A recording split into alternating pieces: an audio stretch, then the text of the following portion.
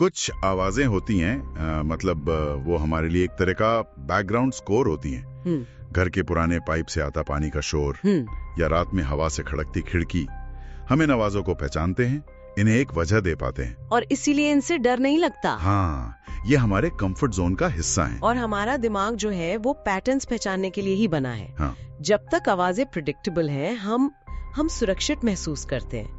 बेचैनी तब शुरू होती है जब पैटर्न टूटता है। बिल्कुल। और क्या होता है जब एक रात कोई जानी पहचानी आवाज अचानक अजीब लगने लगती है? जब वो सिर्फ एक आवाज नहीं रहती, बल्कि ऐसा लगता है कि उसके पीछे कोई इरादा है, कोई जानबूझकर आपका ध्यान खींच रहा है। ये एहसास कि आप अब पैसिव लिसनर नहीं है, बल्कि एक एक्टिव टारगेट है, यहीं से डर की शुरुआत होती है। आज हम एक ऐसे ही बहुत निजी और परेशान कर देने वाले अनुभव पर बात करने वाले हैं। ये हमें एक श्रोता अमित वर्मा ने गाजियाबाद के इंदिरापुरम से एक पत्र के जरिए भेजा है। अच्छा। और ये कोई सुनी सुनाई कहानी नहीं है, बल्कि उनके और उनकी पत्नी के साथ हुई घटनाओं का एक सिलसिलेवार ब्यौरा है।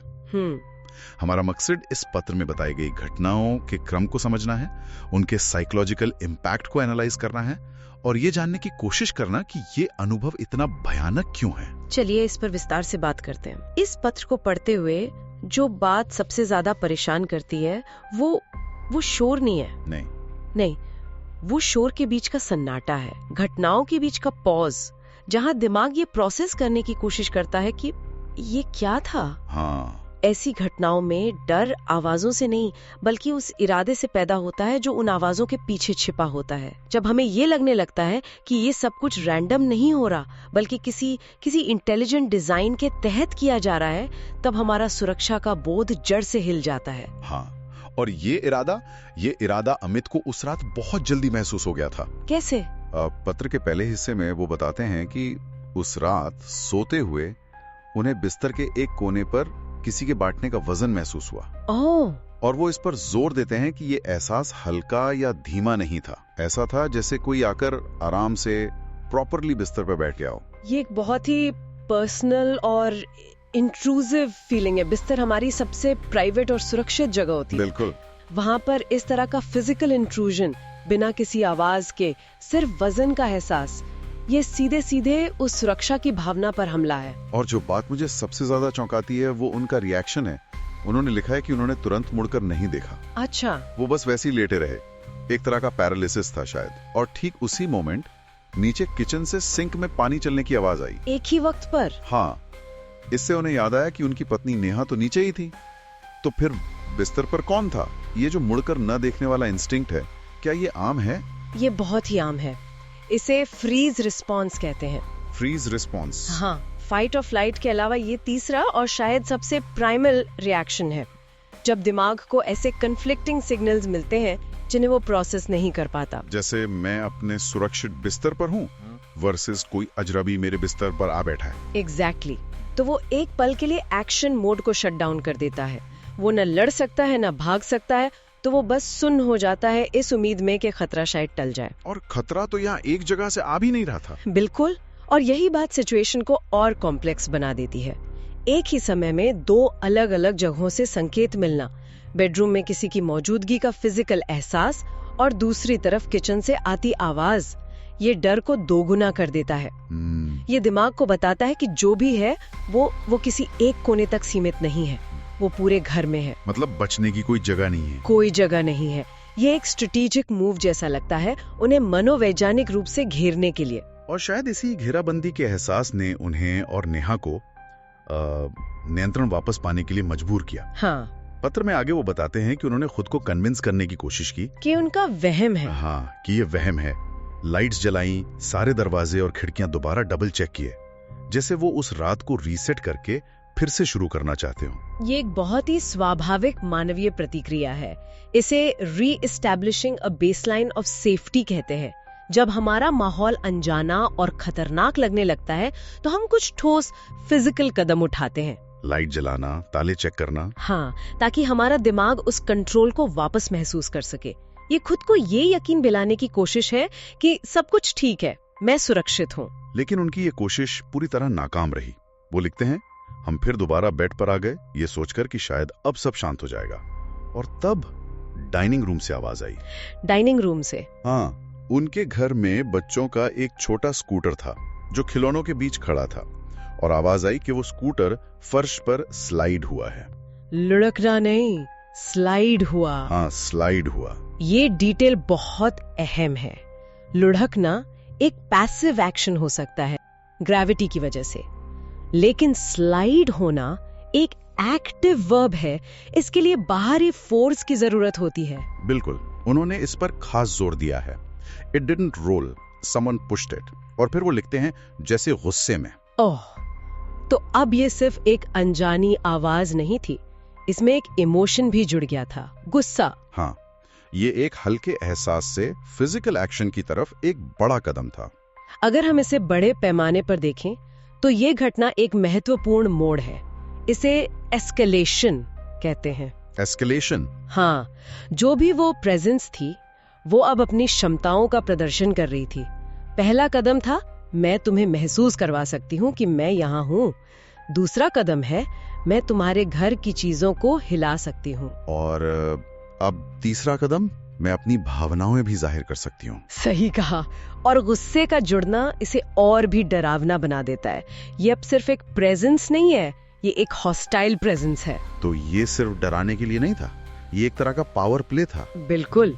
एक बच्चे के स्कूटर को गुस्से से धकेलना एक बहुत सिंबॉलिक एक्ट है। कैसे? ये घर की मासूमियत और शांति को भंग करने जैसा है। ये एक सीधा संदेश है कि तुम्हारी बनाई हुई व्यवस्था, तुम्हारे नियम यहाँ लागू नहीं होते। यहाँ मेरा राज है और मैं जो चाहूँ कर सकता हूँ। और अगर स्कूटर को हिलाना एक टेस्ट था, तो उसका नतीजा बहुत जल्दी सामने आ गया। इसके कुछ ही मिनटों बाद उन्हें सीढ़ियों पर कदमों की आवाज सुनाई दी। सीढ़ियों की आवाज, ये मनोवैज्ञानिक रूप से सबसे ज्यादा भेदने वाली आवाजों में से एक है। और अब बात उस हिस्से पर आती है जो सबसे ज्यादा परेशान करने वाला है। वो लिखते हैं कि वो आवाज दबे पांव नहीं थी। मतलब चलने वाला छिपने की कोशिश नहीं कर रहा था। बिल्कुल नहीं, कदम कॉन्फिडेंट थे, जैसे चलने वाले को घर का नक्शा, पूरा लेआउट अच्छी तरह पता हो, जैसे वो सालों से वहां रह रहा हो। ये आत्मविश्वास ही सबसे ज्यादा डराता है। एक घुसपैठिया हमेशा डरा हुआ होता है, वो छिपने की कोशिश करता है, लेकिन ये घुसपैठिया नहीं था, ये खुद को उस जगह का मालिक समझ रहा था। इसका कॉन्फिडेंट होना ये बताता है कि वो अमित और नेहा को खतरे की तरह नहीं देख रहा था, वो उन्हें शिकार की तरह देख रहा था। उन्होंने एक और डिटेल दी है जो इस अनुभव को और भी ज्यादा रियल और भयानक बना देती है। क्या? वो कहते हैं 7 seconds, that's how long it took। Her step clear सुनाई दिया, फर्स्ट फ्लोर से सेकंड फ्लोर तक। 7 सेकंड? 7 सेकंड तक। वो और नेहा बस बिस्तर पर लेटे हुए उस आवाज को अपनी तरफ आते हुए सुनते रहे, और जब अमित ने हिम्मत करके दरवाजा खोला तो वहां कोई नहीं था। वो 7 सेकंड वो सिर्फ समय नहीं है, वो साइकोलॉजिकल टॉर्चर है। हाँ। मैप बना देती है। वो दोनों मन ही मन उस खतरे को अपनी ओर बढ़ते हुए देख रहे थे। हर कदम के साथ उनका डर बढ़ रहा था। यह हमला फिजिकल होने से पहले मेंटल हो चुका था। और जब खतरा आपके बेडरूम के दरवाजे तक पहुंच जाता है तो ये एहसास होता है कि अब भागने की कोई जगह नहीं बची। बिल्कुल, ये एक जरूरी सवाल खड़ा करता है। हाँ। अगर उसका मकसद सिर्फ डराना होता तो वो छुप सकता था, अचानक सामने आ सकता था, लेकिन उसका धीरे धीरे आत्मविश्वास के साथ सीढ़ियां चढ़ना क्या दर्शाता है? ये दर्शाता है कि उसका मकसद सिर्फ डराना नहीं बल्कि आतंकित करना था। हाँ, वो चाहता था कि उसे सुना जाए। वो चाहता था कि अमित और नेहा उस खतरे को अपनी ओर आता हुआ महसूस करें, उस हेल्पलेस टेरर को जिएं। और अंत में वहां किसी का ना मिलना, ये इस खेल का सबसे क्रूअल पार्ट है। ये उन्हें अपनी ही सैनिटी पर शक करने के लिए मजबूर कर देता है। क्या हमने सच में कुछ सुना था? और ये सिलसिला यहीं खत्म नहीं हुआ। पत्र का अगला हिस्सा चीजों को एक अलग ही लेवल पर ले जाता है। इसके बाद भी कुछ हुआ? हाँ, इसके बाद उनके घर के अंदर बने ऑफिस की मशीनें अपने आप चालू हो गई। ऑफिस की मशीनें घर के अंदर? हाँ, और ये कोई मॉडर्न डे स्मार्ट डिवाइसेस नहीं थे। वो लिखते हैं these were old machines with proper physical toggle switches। अच्छा, वो स्विच जो क्लिक करके ऑन या ऑफ होते हैं, वो कहते हैं वो कभी फेल नहीं हुए थे। तो ये किसी तकनीकी गड़बड़ी जैसा नहीं लग रहा था? नहीं। ये घटना मामले को और भी रहस्यमयी बना देती है। अब तक जो हो रहा था वो भौतिक चीजों के साथ था, बिस्तर का दबना, स्कूटर का खिसकना, कदमों की आवाज। हाँ, इन सब के लिए काइनेटिक एनर्जी की जरूरत होती है, लेकिन फिजिकल स्विचेस को फ्लिप करने के लिए एक डायरेक्ट टारगेटेड फोर्स चाहिए। तो इन सब का क्या मतलब निकलता है? मतलब ये किसी इंसान का काम तो नहीं लग रहा। इस पॉइंट पे आके कोई भी रैशनल एक्सप्लेनेशन, जैसे कि कोई घर में घुस आया है, वो खत्म हो जाता है। एक इंसान सीढ़ियों से गायब नहीं हो सकता और ना ही बिना छुए फिजिकल स्विचेस को ऑन कर सकता है। ये घटना उस मौजूदगी की प्रकृति को बदल देती है। ये दिखाती है कि वो सिर्फ फिजिकल स्पेस में मौजूद नहीं है, बल्कि वो एनर्जी को भी मैनिपुलेट कर सकती है। ये सब कुछ हुआ और फिर अचानक से बंद हो गया। हाँ।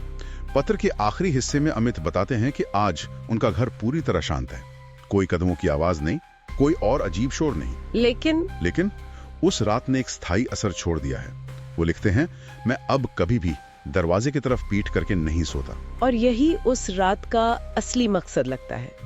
मतलब घटनाएं रुक गईं, लेकिन डर हमेशा के लिए उनके साइकी में बस गया। ये एक मनोवैज्ञानिक घाव है जो शायद कभी नहीं भरेगा। दरवाजे की तरफ पीठ करके न सो पाना एक बहुत ही प्राइमल इंस्टिंक्ट है, अपनी सुरक्षा के लिए हमेशा चौकन्ना रहना। तो उस रात ने उनके दिमाग को रीवायर कर दिया है। हाँ, उनका घर अब उनके लिए एक सुरक्षित पनागाह नहीं रहा, बल्कि एक संभावित खतरे की जगह बन गया है। ये एक तरह का कॉग्निटिव डिसोनेंस है ना, जहां आपका दिमाग दो विरोधी विचारों से जूझता रहता है। ये मेरा घर है, यहाँ मैं सुरक्षित हूँ, और इसी घर में मेरे साथ वो सब हुआ था, मैं यहाँ सुरक्षित नहीं हूँ। बिल्कुल।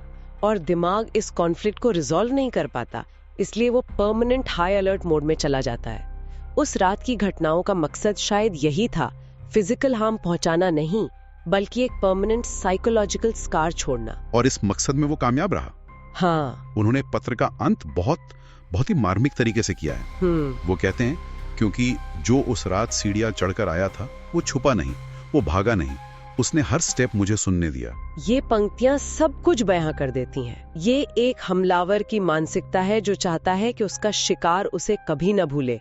वो अपनी छाप छोड़ना चाहता था। जैसे वो चाहता हो कि मुझे हमेशा याद रहे, उस रात घर के अंदर मैं अकेला नहीं था। ये एहसास कि आप अपने सबसे सुरक्षित स्थान पर अकेले नहीं हैं और वो दूसरा कोई आपको नुकसान पहुंचाने की क्षमता और इरादा रखता है, ये इंसान के सुरक्षा के बोध को जड़ से हिला देता है। तो ये हमला सिर्फ उनके घर पर नहीं था? नहीं, ये हमला उनके मन की शांति पर था। तो इस पूरी चर्चा को अगर हम देखें, तो ये पत्र सिर्फ कुछ अजीब घटनाओं का ब्यौरा नहीं है। ये डर के स्लो बर्न एस्केलेशन की एक केस स्टडी है। एक हल्के से एहसास से शुरू होकर फिर चीजों के हिलने तक, एक आत्मविश्वासी घुसपैठ, और आखिर में एक ऐसी खामोशी जो शोर से ज्यादा डरावनी है। बिल्कुल। ये पत्र दिखाता है कि कभी-कभी सबसे डरावनी चीज वह नहीं होती जो हमें दिखती है, बल्कि वो होती है जिसे हम सिर्फ महसूस कर सकते हैं या सुन सकते हैं। वो अनिश्चितता, वो खाली जगह जिसे हमारा दिमाग खुद डर से भरता है। बिल्कुल सही कहा। और ये हमें एक बहुत ही बेचैन करने वाले सवाल पर लाकर छोड़ देता है। क्या? पत्र में लिखा है कि अब घर शांत है, पर क्या उस मौजूदगी ने घर छोड़ दिया या उसने बस शोर करना बंद कर दिया है? ज्यादा डरावना क्या है, एक ऐसी मौजूदगी जिसे आप सुन सकते हैं, या एक ऐसी मौजूदगी जिसने खामोश रहना और आपको देखना सीख लिया? ये कहानी सुनने के लिए बहुत बहुत धन्यवाद। अगर आप भी हमारे साथ अपना एक्सपीरियंस शेयर करना चाहते हैं तो लिख भेजिए हमें अपनी कहानी। हमारा ईमेल आईडी है echoesfromthedark.official@gmail.com। आपकी कहानी का इंतजार रहेगा। फिर मिलते हैं अगले एपिसोड में। चैनल को सब्सक्राइब करना ना भूलें।